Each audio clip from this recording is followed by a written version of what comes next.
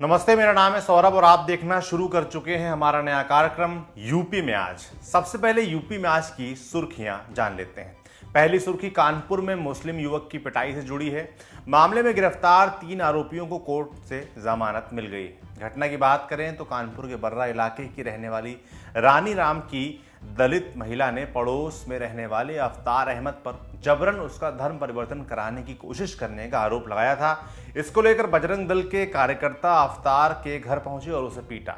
इसी घटना का वीडियो वायरल हुआ तो पुलिस ने 3 युवकों को गिरफ्तार किया था, जिसके बाद बजरंग दल कार्यकर्ताओं ने आधी रात को डीसीपी ऑफिस का घेराव किया था और अब इनकी जमानत की खबर आई है। दूसरी सुर्खी गोरखपुर से है, जहां सीएम योगी आदित्यनाथ 2 दिन के दौरे पर पहुंचे हैं।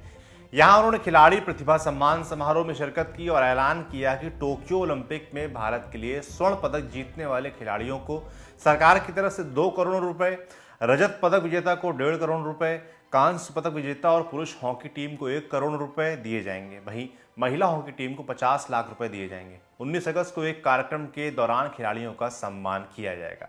तीसरी सुर्खी आप नेता सांसद संजय सिंह से जुड़ी हुई है, जिन्होंने कुछ दिन पहले हर घर नल हर घर जल योजना में घोटाले का आरोप लगाया था और रश्मि मेटालिक्स नाम की कंपनी को ब्लैक लिस्टेड बताया था। मामले में अब रश्मि मेटालिक्स ने संजय सिंह के खिलाफ 5,000 करोड़ की मानहानि का दावा ठोका है और 7 दिनों के भीतर माफी मांगने के लिए कहा है। मामले में जल शक्ति मंत्री महेंद्र सिंह पहले ही संजय सिंह को नोटिस दे चुके हैं। चौथी सुर्खी अखिलेश यादव के एक बयान से बनी है। चुनाव आयोग की वेबसाइट हैक करके फर्जी वोटर आईडी कार्ड बनाने के मामले पर अखिलेश यादव ने सवाल खड़े किए हैं। उन्होंने कहा है कि एक युवक के द्वारा डिजिटल सेंधमारी पर कर नकली वोटर आईडी कार्ड बना लेना बेहद गंभीर बात है। इस घटना से चुनाव आयोग की सुरक्षा ही नहीं बल्कि गरिमा पर भी सवाल उठता है। पांचवी सुर्खी बाढ़ से जुड़ी है, जिसका कहर यूपी में कम होने का नाम नहीं ले रहा है। राज्य के 24 जिले बाढ़ से बुरी तरह प्रभावित हैं। सीएम योगी आदित्यनाथ भी आज बाढ़ से जूझ रहे गाजीपुर और फिर बलिया पहुंचे। इन दोनों जिलों में करीब 100 से ज्यादा गांव बाढ़ से बुरी तरह से प्रभावित हैं। 1.5 लाख से ज्यादा की आबादी पलायन को मजबूर है।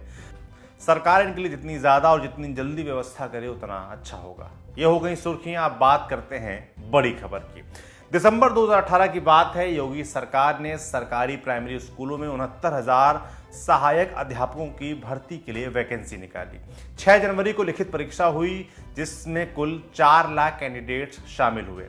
एक दिन बाद ही सरकार की तरफ से कट ऑफ मार्क्स निकाल दिए गए। मामला हाईकोर्ट पहुंच गया, जिस वजह से भर्ती की प्रक्रिया लंबे समय तक रुकी रही। 1 साल 4 महीने बाद 6 मई 2020 को कोर्ट का ऑर्डर आया तो रुकी भर्ती प्रक्रिया फिर से शुरू हुई। इसी साल अक्टूबर में नियुक्ति पत्र देने का काम भी शुरू हुआ तो अगले साल 23 मई को पूरा हुआ।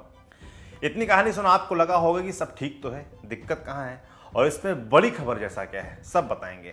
मगर पहले ये जान लीजिए कि इस भर्ती में गड़बड़ी को लेकर प्रदेश की राजधानी लखनऊ में पिछले 55 दिनों से प्रदर्शन चल रहा है।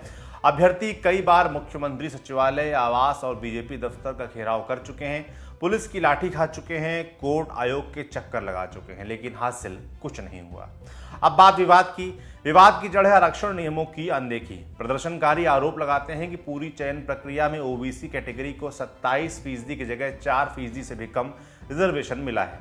इन आरोपों पर राष्ट्रीय पिछड़ा वर्ग आयोग भी सवाल खड़े कर चुका है, जिसने अपनी अंतरिम रिपोर्ट में कहा, आयोग के समक्ष राज्य का उत्तर विरोधाभासों से भरा है और ये संदेह और अनुमानों पर आधारित है।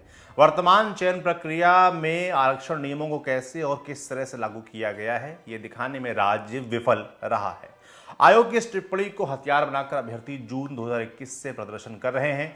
प्रदर्शनकारियों में शामिल प्रदीप बघेल से हमने पूरे मसले पर बात की, समझना चाहा कि पूरा मामला क्या है, क्यों वो लोग सरकार के आश्वासन के बाद भी हटने को तैयार नहीं है। सुनिए ये जवाब। यार ओबीसी 69,000 की शिक्षकों की भर्ती उत्तर प्रदेश में आई थी, जिसका रिजल्ट आने के बाद हम लोग सब इंतजार कर रहे थे कि हम लोगों की नियुक्ति होगी। लेकिन 1 जून 2020 को एक लिस्ट जारी हुई जो कि फाइनल चयन लिस्ट थी, जिसमें हम लोगों का नंबर नहीं आया। वो इसलिए नहीं आया कि ओबीसी का या फिर आरक्षण के नियमों का के साथ खिलवाड़ किया गया। इसका आधार ये है कि हम लोगों को लगा कि आरक्षण के नियमों का पालन नहीं किया गया है, तो हम लोगों ने अपनी मांगों को लेकर राष्ट्रीय पिछड़ा वर्ग आयोग के पास पहुंचे।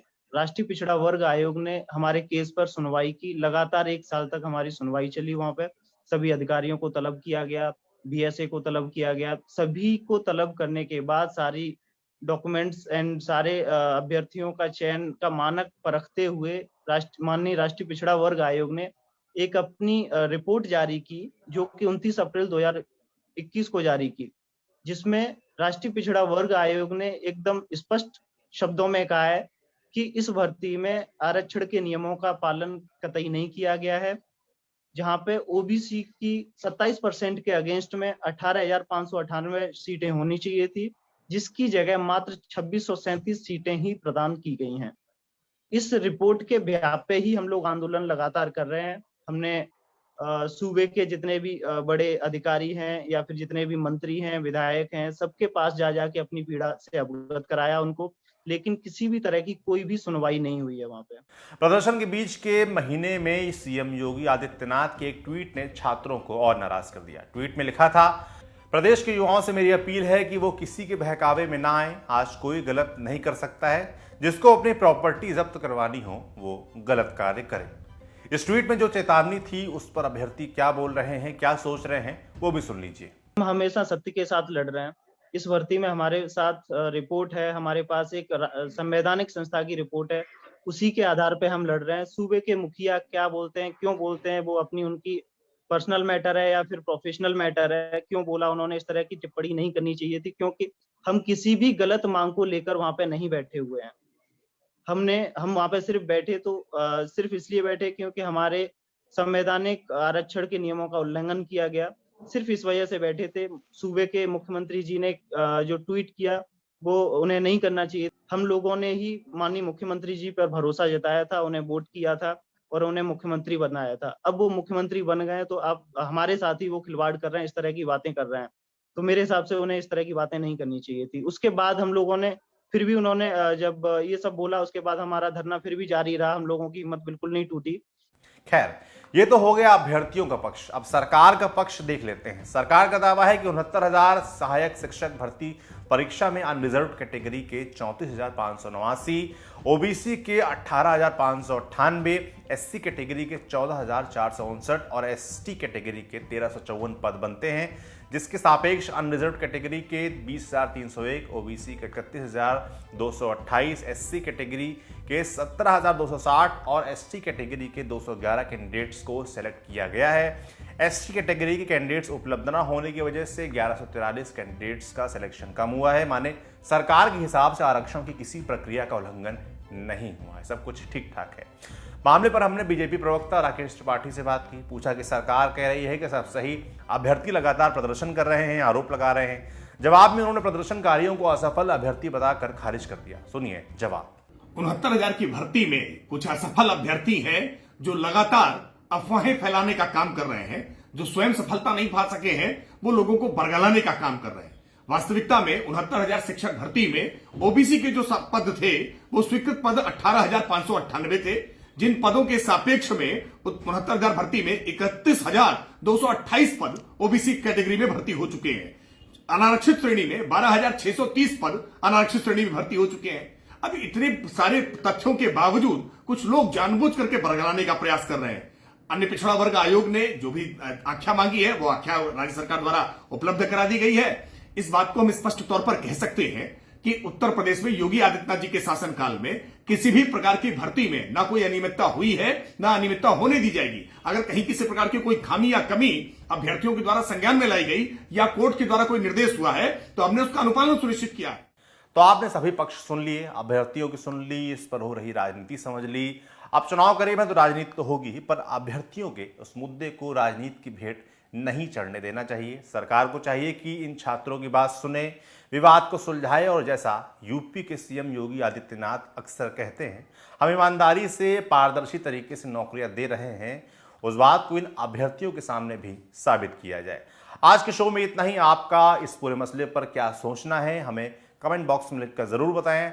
अब मुलाकात होगी सोमवार को, तब तक आप अपना ख्याल रखें और शो के बारे में अपनी राय भी कमेंट बॉक्स में जरूर लिखें। शुक्रिया, शुभ रात्रि।